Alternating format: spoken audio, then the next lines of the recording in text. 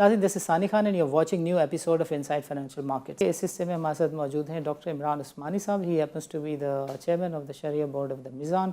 There is a controversy in the market, in fact a discussion, a general discussion on the social media کہ اسلامی بینکوں کی جو long term placement ہے وہ شریعہ کے اصولوں سے متصادم ہے، لہٰذا جو لوگ پلیسمنٹ کرتے ہیں یا سرمایہ کاری کرتے ہیں یا ڈپازٹس رکھتے ہیں اسلامک بینکوں میں، ان کو تھوڑا سا کنونشنل بینکنگ والے، کنونشنل بینکنگ کے پروفٹ سائڈ والے تھوڑا سا ٹف ٹائم کر رہے ہیں، ٹف ٹائم دے رہے ہیں، کچھ باتیں کر رہے ہیں۔ عمران صاحب سے شرعی نقطہ نظر جانیں گے۔ بسم اللہ الرحمن الرحیم، نحمدہ و نصلی علی رسول الکریم، اما بعد۔ آپ نے جو سب سے پہلے جو سوال پوچھا ہے وہ یہ ہے کہ کیا اسلامی بینکنگ میں جو فکسڈ پلیسمنٹ یا فکس ریٹرن کے اوپر جو پلیسمنٹ کی جاتی ہے اس میں شرعی کوئی قباحت ہے یا نہیں؟ تو میں آپ کو سب سے پہلے اس کا ایک اصول بتا دوں تاکہ یہ ہم سب لوگوں کو معلوم ہونا چاہیے کہ یہ بات کہ فکسڈ اگر کوئی ریٹرن ہوگا تو اس صورت کے اندر ناجائز ہوگا، اور اگر فکس ریٹرن نہیں ہوگا تو جائز ہوگا، یہ کوئی کرائٹیریا شریعت میں ایسا نہیں ہے، کہیں بھی نہیں ہے۔ البتہ صرف یہ ہے کہ قرضہ، اگر آپ کسی کو پیسہ لینڈ کر رہے ہیں، قرضہ دے رہے ہیں، تو اس کے اوپر کوئی بھی اضافی رقم، یعنی پرنسپل اماؤنٹ کے اوپر کوئی بھی اضافی رقم لینا، چاہے وہ فکس ہو یا ویریبل ہو، چاہے وہ متعین ہو یا غیر متعین ہو، دونوں صورتوں میں اگر اصل سرمایہ کے اوپر قرضے کے اندر کوئی بھی رقم لی جائے تو وہ ناجائز ہوتی ہے۔ یہ پہلی مرتبہ پہلی سب سے پہلا یہ اصول آپ لوگ ذہن نشین کر لیں۔ دوسری بات یہ ہے کہ جب بھی کوئی ٹرانزیکشن ہوتی ہے، کوئی عقد ہوتا ہے، تو قرضے کے سوا جتنے بھی عقود ہیں، جتنے بھی ٹرانزیکشنز ہیں، وہ اس کے اندر دو طرح کی ٹرانزیکشنز ہوتی ہیں۔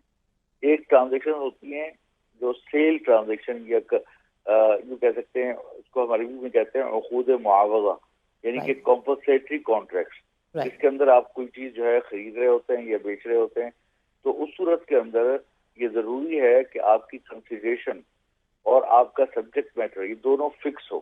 اگر فکس نہیں ہوگا تو وہ ناجائز ہو جائے گا۔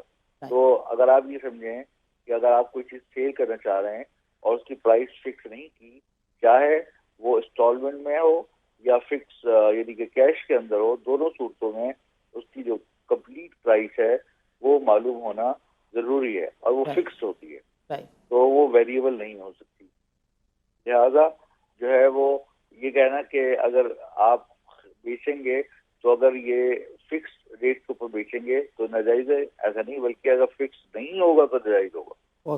دوسری بات یہ ہے کہ البتہ آپ اگر کبھی کوئی کسی کے ساتھ شراکت داری کر رہے ہیں، کسی کے ساتھ پارٹنرشپ کر رہے ہیں، تو پھر اس صورت کے اندر کسی ایک پارٹنر کا نفع فکس نہیں ہو سکتا۔ یہ بھی شریعت کا اصول ہے کہ اگر دو پارٹنر ہیں اور دونوں کسی انٹرپرائز کے اندر، کسی وینچر کے اندر جوائنٹ وینچر کر رہے ہیں، اور اس میں کوئی ایک پارٹنر دوسرے پارٹنر کو کہتا ہے کہ میں تم کو ہر صورت کے اندر 50,000 روپے دوں گا، چاہے مجھے فائدہ ہو یا نقصان ہو، یہ شراکت کے مین اصولوں کے خلاف ہے اور یہ چیز جائز نہیں ہے۔ تو ہمیں یہ دیکھنا ہوتا ہے کہ وہ کون سی ٹرانزیکشن انڈر لائن کی جا رہی ہے کہ جس کے تحت ہم یہ فیصلہ کریں گے کہ یہ جائز ہے ناجائز ہے۔ اگر تو قرضے کی ٹرانزیکشن ہے تو اس میں موٹا اصول یہ ہے کہ پرنسپل اماؤنٹ کے اوپر چاہے فکسڈ ہو یا نان فکسڈ ہو، دونوں صورتوں میں اضافہ لینا جائز نہیں ہے۔ اور اگر وہ بیع یعنی سیل کی ٹرانزیکشن ہے تو اس صورت کے اندر وہ فکس اس کا نفع ہونا چاہیے، اور اس کا اسی طرح کوئی کرایہ ہے تو کرایہ بھی ایک ہر پیریڈ کے لیے ایک متعین ہونا ضروری ہے، تو چاہے وہ 6 مہینے کے لیے ہو یا 1 سال کے لیے ہو، وہ متعین ہونا ضروری ہے۔ لیکن اگر وہ شراکت داری کا معاملہ ہے تو اس صورت کے اندر وہ پروفٹ کے اوپر بیس کرے گا کہ ایکچوئل پروفٹ کتنا ہوا، اس پروفٹ کے اندر کوئی شراکت داری ہوگی کہ کسی کا 50%، 50 جس آدھا ہو جائے یا 33، 66 اس طرح کر کے اس کو تناسب کے ساتھ تقسیم کیا جائے گا، جو بھی باہمی طے کر لیں۔ یہ اصول ہے موٹا۔ لہذا یہ کہنا کہ چونکہ اسلامی بینکوں کے اندر کسی جگہ پر فکس دیا جاتا ہے لہٰذا یہ ناجائز ہوگا. یہ تو بالکل غلط بات ہے, کیونکہ اب اس کا مطلب یہ ہے کہ لوگوں کو زیادہ اویئرنیس نہیں ہے اس بارے میں. بالکل صحیح. کیونکہ اسلامی بینک جو ہے وہ قرضہ نہیں لیتے اور نہ ہی قرضہ دیتے ہیں, رائٹ. بلکہ وہ فائنانسنگ کرتے ہیں اسلامک موڈس کے اوپر. اور اسلامک موڈس جو ہیں وہ تجارت یعنی مرابحہ ہے, جیسے سیل کی ٹرانزیکشن ہے رائٹ. یا کرائے کی ٹرانزیکشن ہے رائٹ. یا اور مختلف قسم کی ایسی ٹرانزیکشن جس کے اندر نفع متعین ہوتا ہے, فکس ہوتا ہے. اگر وہ اس کے اوپر بیس کر کے کوئی ٹرانزیکشن کر رہے ہیں تو اس میں کوئی حرج کی بات نہیں, کیونکہ وہ فکس ہے اور فکس ہونا بھی چاہیے اس کو.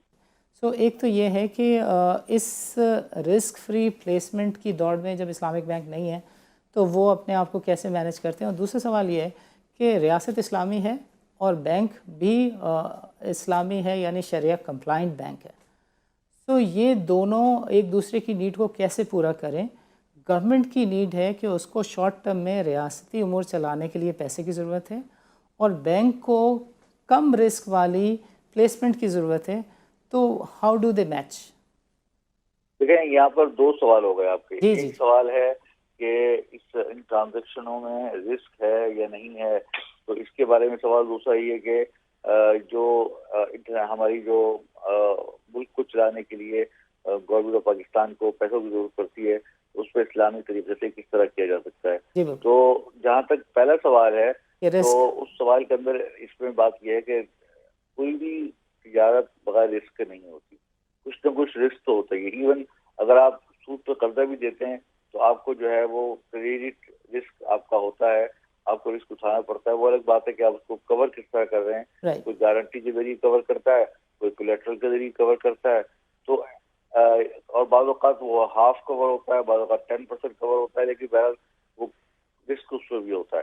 لیکن جو اسلامی بینکنگ کی جو ٹرانزیکشن ہے اس کے لیے آپ یہ بات میں آپ کو بتاؤں کہ اس پہ رسک ہونا ضروری ہے, اور رسک کے بغیر تو تجارت ہی جائز نہیں ہوتی شریعت کے اندر. لیکن اس کے اندر رسک سب سے کم ہوتا ہے بنسبت سودی ٹرانزیکشنوں پہ, کیونکہ سودی ٹرانزیکشنوں کے اندر بعض اوقات آپ مارجنل فائنانسنگ کر رہے ہوتے ہیں 5% کے اوپر یا 10% کے اوپر, اور اس کے اندر آپ کو جو آپ کی جو سیکورٹی ہوتی ہے 5% کے اوپر آپ 100% قرضہ دے دیتے ہیں. تو وہ ایک بالکل فری فائنانسنگ ہے. تو اس کے اندر جو ہے وہ بیسیکلی آپ سیکیورڈ نہیں ہیں, انسیکیورڈ فائنانسنگ ہے. برخلاف اسلامک بینکنگ کے اندر ہمیشہ کوئی بھی ٹرانزیکشن جو ہوگی وہ ایسیٹ بیسڈ ہوگی اور ایسیٹ کے اوپر مبنی ہوگی. اگر مثال کے طور پہ اسی وجہ سے آپ اس طرح کے ڈیفیسٹ کے لیے کہ جس کے اندر کوئی پروجیکٹ نہ ہو, کوئی ایسیٹ نہ ہو, آپ گورنمنٹ کو پیسے نہیں دے سکتے. اور یہی وجہ ہے کہ اگر آپ اسلامی اصولوں کے مطابق صحیح طریقے سے کام کریں گے تو آپ کو اس کے پیچھے کوئی ایسٹ لگانا پڑے گا, یا تو کوئی چیز بیچنی پڑے گی, خریدنی پڑے گی, یا کرائے پہ دینی پڑے گی, یا آپ کو کسی وینچر کے اندر پیسے ڈالنے پڑیں گے. ایسا نہیں ہے کہ آپ اس کو اپنے عیاشیوں کے لیے یا اپنے ذاتی اخراجات کے لیے اس پیسے کو قرضہ لے لیں اور قرضہ لے کے اس کو سود کے ساتھ واپس کر دیں. بلکہ اگر یہ اسلامک بینکوں کے اندر جو پیسے گورنمنٹ آف پاکستان جو اسلامی فائنانس کے ذریعے پرووائڈ کرتے ہیں, اس میں جو کانسیپٹ ہے وہ یہ ہے کہ ہم مختلف جو گورنمنٹ کے ایسیٹس ہیں, جیسے مثال کے طور پر موٹر وے ہے یا کوئی بھی ایسا ایسیٹ ہے جس کو لیز کیا جا سکتا ہے, جیسے کہ ایئرپورٹ ہے, تو اس کو جو اسلامی بینک ہیں وہ اکوائر کر لیتے ہیں, وہ پرچیز کر لیتے ہیں گورنمنٹ آف پاکستان سے, اور پرچیز کرنے کے بعد ان کو وہ چیز کرائے پہ دے دیتے ہیں. اور کرایہ جو آتا ہے وہ سکوک ہولڈرز کو, یعنی سکوک ایشو کر دیتے ہیں, اور سکوک ہولڈر کو جیسے بانڈ ہوتے ہیں, اسی طرح شریعہ کمپلائنٹ سکوک ہوتے ہیں, تو ان سکوک ہولڈر کو اس کے اوپر نفع دیا جاتا ہے, اور جو بھی کرایہ آتا ہے اس کو اوپر پروپورشنیٹلی تقسیم کر دیا جاتا ہے. اچھا عمران عثمانی صاحب, مجھے آپ کو یہاں روکنا ہوگا بیکاز وقت کی تھوڑی سی قلت ہے. میں چاہوں گا کہ جو سوال کا دوسرا حصہ ہے کہ ریاست کو, اسلامی ریاست کو پیسے کی ضرورت ہے اور دوسری جانب اسلامک بینک ہے, تو یہ کیسے ہو سکتا ہے, اس کے اوپر ذرا روشنی ڈال دیجیے. دیکھیں ماشاءاللہ اسلامی بینکوں کا الحمدللہ ہمارے لیے جو مسئلہ کبھی بھی پیسوں کا حصول نہیں رہا. اللہ کا شکر ہے ہمیشہ ایکسس لیکویڈیٹی رہتی ہے. لیکن ریاست کی ضرورت کو پوری کرنے کے لیے کیا اسلامی بینک کے لیے جو ہے نا یہ ہوتا ہے کہ جب پیسوں کی ایکسس ہوتی ہے تو وہ ہم کیا کرتے ہیں کہ کچھ تو اپنے پروجیکٹ کے اندر لگاتے ہیں جو کہ بینکوں کے پروجیکٹ ہوتے ہیں, لیکن باقی پیسے جو ہیں وہ گورنمنٹ آف پاکستان کو سکوک کی شکل میں انویسٹ کر دیتے ہیں. اور سکوک جو ہے ایشو کر دیتے ہیں. جیسے میں نے ابھی آپ کو بتایا, جیسے کوئی گورنمنٹ آف پاکستان نے کوئی مشین دی ہے یا کوئی پروجیکٹ ہے یا کوئی بلڈنگ ہے یا کوئی موٹر وے, کوئی بھی فکس ایسٹ آپ میزان بینک یا کوئی بھی اسلامی بینک جو ہے خرید لے گا اس کو, اور خریدنے کے بعد اس کو رینٹ آؤٹ کر دے گا اور اس پر کرایہ لیتا رہے گا. وہ کرایہ جو جائز ہے, کرایہ لینے کو. تو عمران عثمانی صاحب, ہم یہ کہہ رہے ہیں کہ حکومت کو اگر قلیل مدتی سرمایہ کاری صرف اس لیے بھی چاہیے کہ اس کو حکومتی امور انجام دینے اور حکومت کو دسمبر میں پیسے آنے اور حکومت کو ابھی سے دسمبر تک کے لیے 6 مہینے کے لیے پیسے چاہیے, تو حکومت کو اپنی کسی چیز کو یوں کہیں کہ رہن رکھ کے اس کے قرضے کی شکل کوئی نکالنی ہوگی کہ وہ ایسٹ آپ کا ہو گیا. نہیں, رہن نہیں ہوتا وہ. اچھا, باقاعدہ سیل ہوتی ہے. ٹھیک ہے, اچھا, رہن میں اور سیل میں فرق ہے. رہن نہیں رکھا جاتا بلکہ اس کو سیل کر دیا جاتا ہے. بینک اس کو خریدنے کے بعد کرایہ لیتے ہیں اس کا. تو اور یہ کرائے کی شکل ہوتی ہے. آپ بغیر یعنی کہ اونرشپ لیے بغیر کرایہ نہیں لے سکتے جب تک کہ آپ کو اونرشپ نہ آئے. اچھا, تو اس میں ایک ضمن آخری سوال آپ سے پوچھنا چاہتا ہوں کہ یہ جو چھوٹی چھوٹی گورنمنٹ کی ریکوائرمنٹ ہوتی ہیں کہ 10 دن کے لیے 4 کھرب کی ضرورت ہے, 15 دن کے لیے, تو یہ اتنے چھوٹے ٹینیور کی بھی ٹرانزیکشن اسلامک فائنانس میں ڈیزائن ہو جاتی ہے؟ بالکل. اصل میں دیکھیں, جب سکوک آ گیا نا, تو سکوک جب سیکنڈری مارکیٹ میں جب اس کی خرید و فروخت ہوگی تو اس صورت کے اندر اگر جب ان کو پیسے کی ضرورت نہیں ہوگی تو وہ سیکنڈری مارکیٹ میں لے جا کے بیچ دیں, جب ضرورت ہو تو پیسے واپس لے لیں. تو مطلب کہ یہ جس طرح لیکویڈیٹی کو مینیج کیا جاتا ہے پھر اس کو سیکنڈری مارکیٹ کے اندر پھر اس کو آپ مینیج. بات چیت کی عمران عثمانی صاحب سے جو کہ شرعیہ بورڈ کو ہیڈ کرتے ہیں میزان کے, اور انہوں نے اس بات کی کلیریفیکیشن دی کہ لانگ ٹرم پلیسمنٹ جو ہے وہی صرف اور صرف ایک جواز نہیں ہے, بلکہ انہوں نے 1-2 سیل ٹرانزیکشنز کی مثال دے کے سمجھایا کہ اسلامک فائنینس میں کتنی امپورٹنٹ چیز ہے سیل کنسیڈریشن کے لیے اماؤنٹ کا, پرائس کا طے ہونا.